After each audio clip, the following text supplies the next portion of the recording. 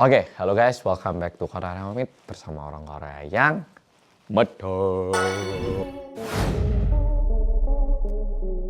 Polo-polo, mungkin diantara semua cerita detektif Reomit yang sudah aku ceritakan di Desember ini, mungkin cerita ini yang bakal menjadi yang paling agak gimana gitu. Ini menurutku ya. Ini kejadian yang terjadi sudah cukup lama, lebih tepatnya itu terjadi pada tanggal 29 September 1987. Nah, ceritanya kayak gini. Ada seorang laki-laki yang bernama Chon Kyung-un yang bekerja sebagai buruh di salah satu pabrik. Dan pada tanggal 9 Oktober 1987, dalam perjalanan pulangnya, dia itu bertemu dengan salah satu mahasiswi yang sedang kuliah di Universitas Sejong yang terletak di ini loh, di bagian tenggara kota Seoul. Mahasiswa tersebut berusia 20 tahun pada waktu itu dan ada di tahun ketiganya. Jadi istilahnya 1 tahun lagi untuk lulus. Tapi entah apa yang terjadi, tiba-tiba Chon Yong-un ini memutuskan untuk memperkosa mahasiswi itu. Tetapi hal ini tentunya tidak berjalan seperti yang dia bayangkan. Karena bayangkan, seorang laki-laki yang gak dikenal tiba-tiba mendatangi dan mau melakukan suatu aksi dengan paksa menggunakan tenaganya. Tentu mahasiswi ini berusaha menolak dan diakibatkan itu Chon Yong-un yang seketika itu merasa begitu marah akhirnya memutuskan untuk membunuh dan merampas semua barang yang dibawa oleh mahasiswi itu. Dan pada subuh hari keesokan harinya, jadi masih kelanjutan gitu ya. Setelah kejadian itu beberapa jam setelah itu, Chon Yong-un melihat seorang perempuan yang masih kecil banget gitu ya. Anak ini pada waktu itu masih berusia 13 tahun dan lagi perjalanan pulang ke rumahnya setelah menyelesaikan suruhan mamanya. Jadi kayak mamanya, kamu ke sana bentar ini, belikan ini, atau mamanya bilang, ini loh nganterkan barang ini gitu ya. Jadi anaknya yang berusia 13 tahun ini habis menyelesaikan suruhan mamanya terus dalam perjalanan pulang. Nah, anak kecil yang melintas di depan Chon Yong-un ini itu langsung dibunuh oleh Chon Yong-un ketika itu. Ini dibunuh tanpa sebuah alasan khusus, cuman langsung dibunuh gitu loh. Dan menurutku Chon Yong-un yang sudah membunuh satu orang itu udah kayak merasa tidak susah untuk membunuh satu orang lagi. Istilahnya ada kata itu kayak kadang itu kita itu susah untuk melakukan suatu hal pertama kalinya doang. Dan ini mungkin juga hal yang sama dirasakan oleh Chon Yong-un. Pertamanya membunuh orang merasa gak enak, setelah bunuh sekali, oh ternyata bunuh itu gini tok tah. Dan dia berani melakukan aksi ini berulang kali. Dan kalau polo-polo berpikir kalau kejadiannya bakal selesai di sini, kita salah besar. Karena di perjalanan pulangnya, dia bertemu dengan satu perempuan lagi yang sedang berjalan pulang. Perempuan ini adalah perempuan yang bekerja di dunia malam. Tapi kali ini Chon Yong-un menyerang perempuan itu menggunakan senjata tajam. Dan perempuan si A, kita bilang si A jadinya, dalam kondisi tertusuk. Seketika itu dia berusaha untuk melarikan diri, untuk menyelamatkan dirinya.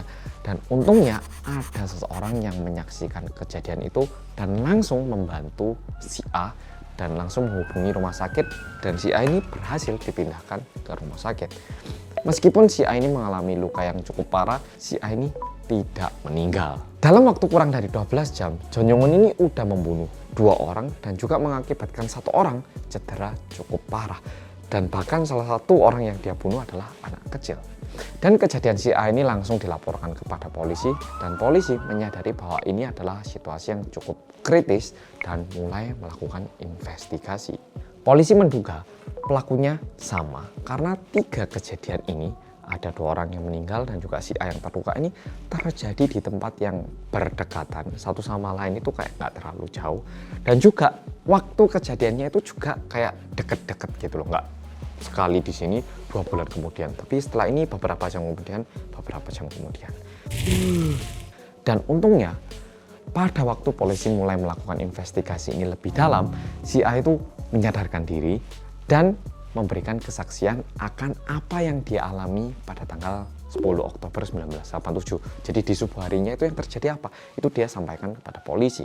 Dan untungnya polisi berhasil menangkap Chon Yong-un langsung pada tanggal 10 Oktober itu, pada hari kejadian itu sendiri, hari H itu. Tapi tentu nggak di pagi hari, tapi di malam hari.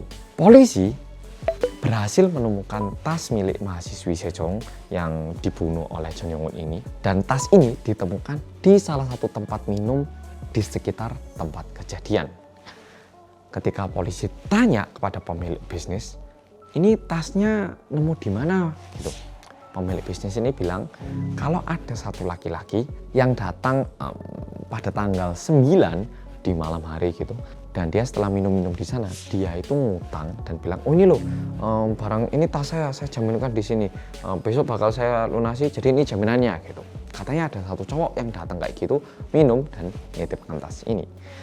Polisi yang menyadari bahwa si pelaku ini alias Jeon Yong-un ini akan kembali lagi ke tempat ini, karena kalau misalnya nggak diambil, buktinya ini kan bakal bisa ketahuan ya toh. Jadi polisi itu yakin dia itu bakal kembali lagi untuk membayar hutang yang ada di toko itu dan mengambil kembali tasnya. Dan sesuai dugaan, Jeon Yong-un datang lagi ke tempat itu pada tanggal 10, lebih tepatnya pukul 7 malam untuk membayar hutang dan mengambil tas. Karena kalau misalnya itu tas nggak diambil, itu bakal menjadi bukti konkret atas perbuatannya. Dan polisi yang menduga kalau Jeon Yong-un ini bakal kembali, mereka itu berpura-pura menjadi customer alias tamu di toko itu.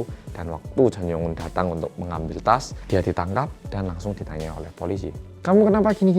Jeon Yong-un itu langsung ngaku atas semua perbuatannya. Dan bahkan dia itu bilang kalau dia sempat memperkosa dan membunuh seorang perempuan di luar kejadian yang barusan aku ceritakan. Jadi korbannya itu bukan 3, masih ada 1 orang lagi. Mungkin polo-polo yang peka sadar kalau di awal video itu aku bilang kejadian ini dimulai pada tanggal 29 September 1987. Kalau nggak percaya boleh ditarik ke depan lagi ini ya, waktu di YouTube-nya ini. Dan kejadian pembunuhan ini dilakukan pada tahun 1987, 29 September. Jadi sekitar 1 bulan sebelumnya. Korban kejadian adalah seorang perempuan berusia 27 tahun yang hamil. Tapi pada saat diinvestigasi dan ditanya-tanyai, polisi itu bisa melihat Jeon Yong-un yang begitu pede dan tidak merasa bersalah atas perbuatannya. Sekarang kita mulai berpikir kan ya, apakah Jeon Yong-un ini orangnya nggak normal? Apa memang dari dulu itu dia suka bunuh? Atau gimana sih? Dan ternyata setelah diselidiki lebih lanjut lagi, Jeon Yong-un ini memiliki rekor kriminal sebanyak 8 kali. Di antaranya adalah membunuh, mencuri, dan juga memperkosa. Dan mungkin kalau kita udah dengar kasus ini bakal bilang, oh kayaknya dia ini psikopat atau ada keanehan ini orang. Tapi setelah tak baca lebih lanjut tentang kasus ini, ada satu hal lain yang buat aku juga cukup curiga, dan mungkin ini adalah salah satu faktor mengapa Jeon Yong-un menjadi orang yang seperti ini. Kejadian yang aku baca adalah pada tahun 1979, Jeon Yong-un ini katanya sama kayak orang normal sebenarnya. Dan suatu hari waktu dia pergi ke taman hiburan untuk main, secara nggak sengaja dia itu mengalami sebuah kecelakaan yang membuat dia mengalami cedera cukup keras di bagian kepalanya. Jadi kayak kepalanya itu terbentur cukup keras dan mengalami cedera. Dan sejak saat itu katanya Jeon Yong-un itu mulai terlihat sedikit aneh dan bertingkah berbeda dengan sebelumnya. Dan katanya setelah kejadian itu sikapnya itu mulai jadi agak keras dan juga memutuskan hubungannya dengan keluarga dan pindah ke kota Seoul. Udah gitu dia juga mulai bekerja sebagai buruh untuk memenuhi kebutuhan sehari-harinya dan juga mulai melakukan kejahatan. Jeon Yong-un yang tertangkap dan masuk penjara sebenarnya minta keringanan hukum dengan alasan bahwa dia ini memiliki kecacatan. Jadi kalau memang seseorang itu memiliki kecacatan, kadang bisa jadi melakukan suatu hal secara nggak sengaja, itu memang di mata hukum bisa diberi sedikit keringanan. Sehingga Jeon Yong-un ini pengen mendapatkan keringanan dan kayak mengajukan banding di pengadilan. Tapi pengadilan tidak menerima alasan itu dan menurunkan hukuman mati kepada Jeon Yong-un.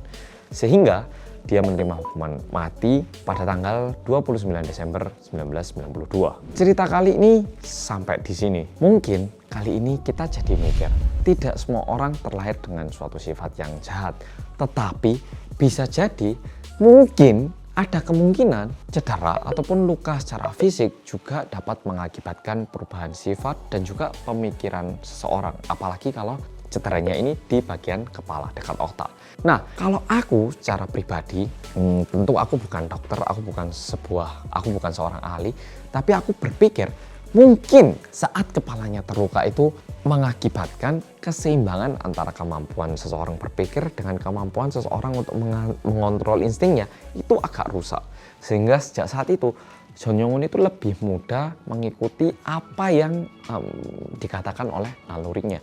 Jadi kadang kan kita ngerti, kita nggak boleh marah dalam kondisi ini, kita nggak boleh mukul orang. Tapi kita juga memiliki pemikiran yang bilang ke diri kita sendiri untuk nahan. Tapi mungkin melalui cedera yang dia alami ini, bagian lain dari dirinya yang seharusnya mengontrol itu kehilangan fungsi atau mungkin fungsinya menurun. Nah, kalau menurut Polo-Polo gimana? Aku juga pengen tahu pendapat dari Polo-Polo. Jadi jangan lupa tuliskan komen di bawah apa pendapat Polo-Polo.